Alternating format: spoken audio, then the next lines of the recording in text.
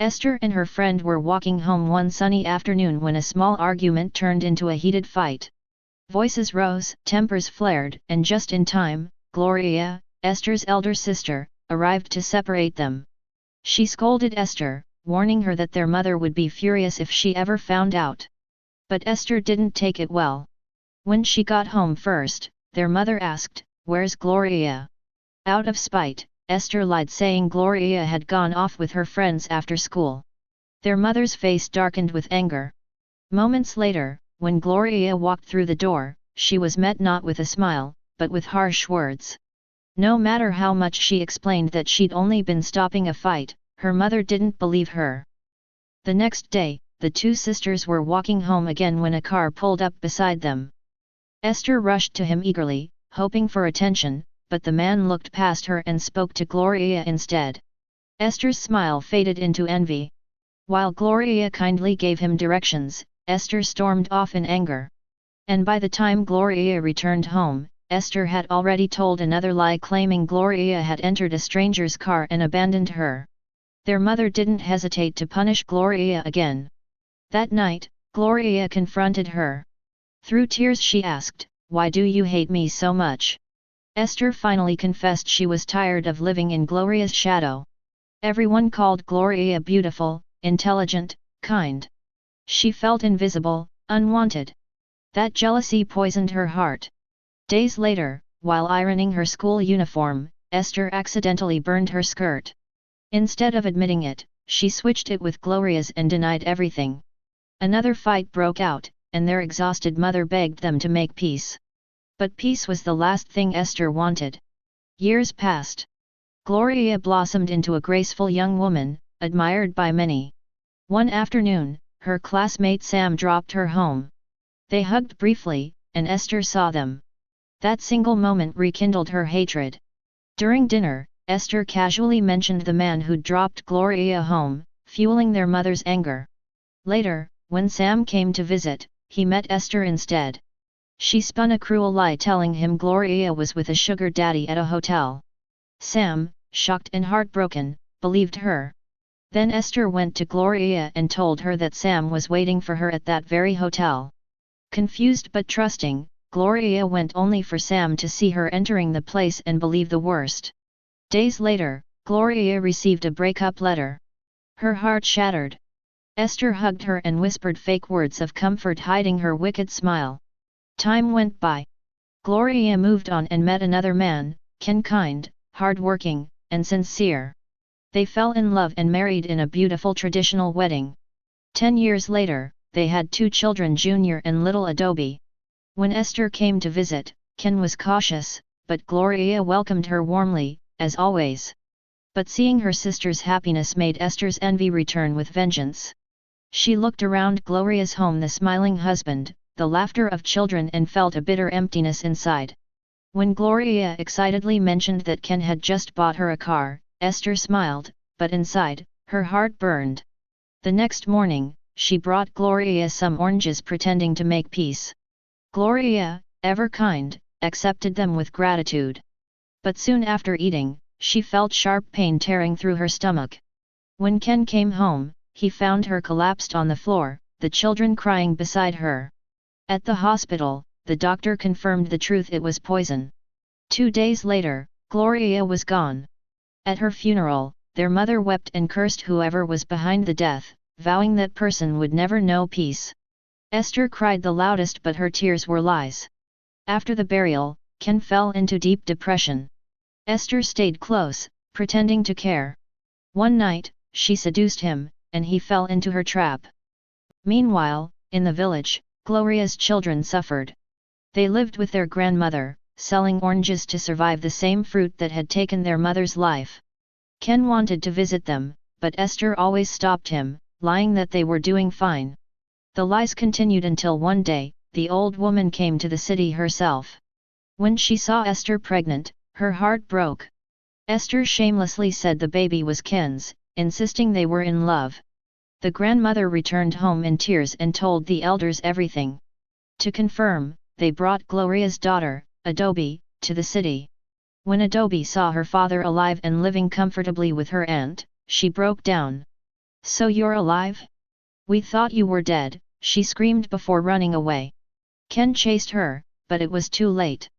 One evening, he received a call from the police they had found his daughter, Adobe. He rushed to the station, picked her up, and brought her home.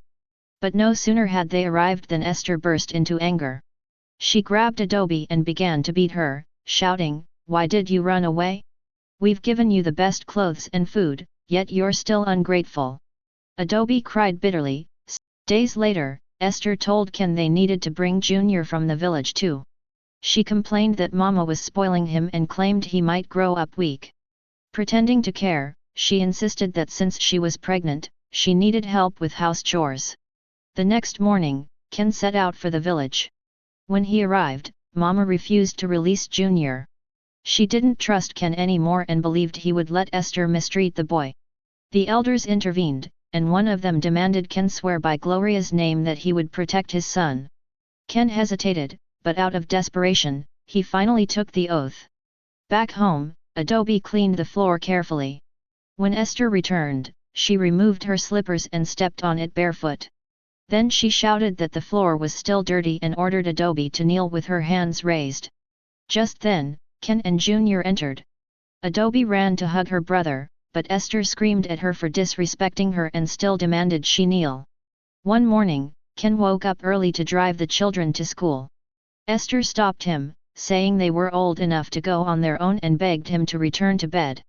That day, as Junior and Adobe walked to school, something unseen followed them, their mother's spirit. When they reached the main road, Gloria's voice whispered through the wind, urging them to hurry and cross safely, but they couldn't hear her. A few days later, the children were in the kitchen, preparing food. Junior remembered how their mother used to cook and sing for them. Tears rolled down his cheeks. When the food was ready, they served their father with pride.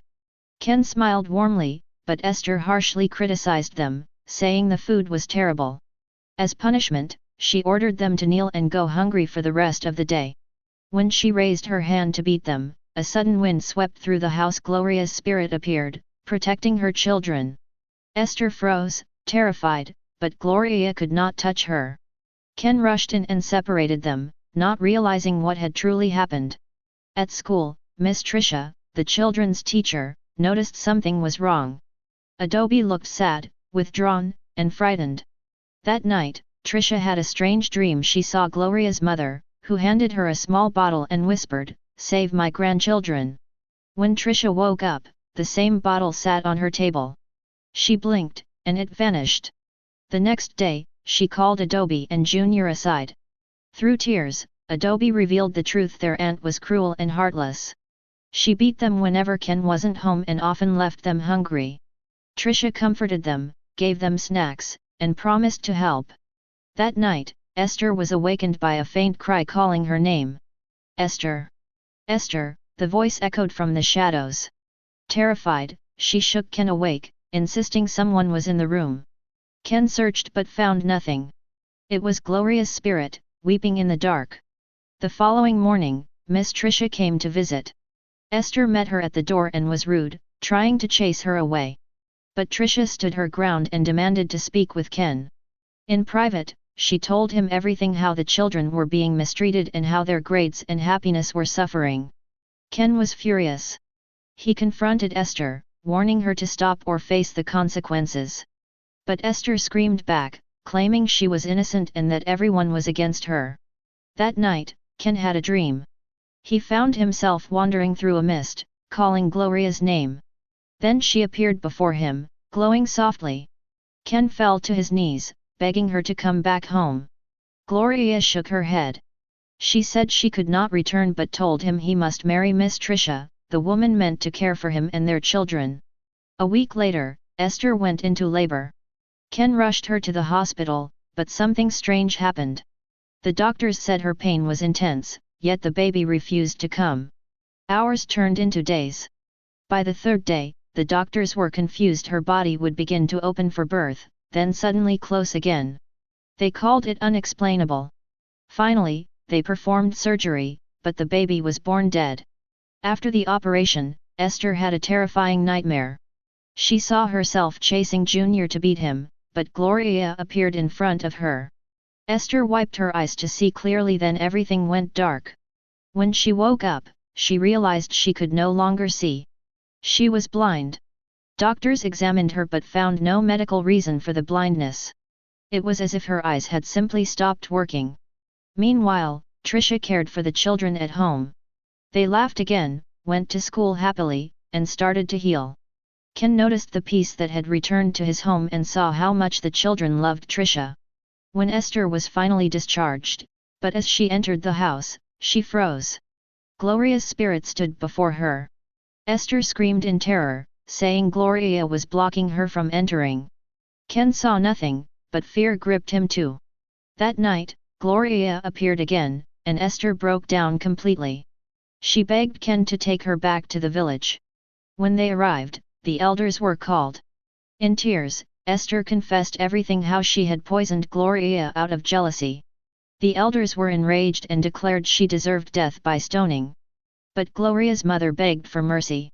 Instead, the elders banished Esther from the village, forever forbidden to take anything with her.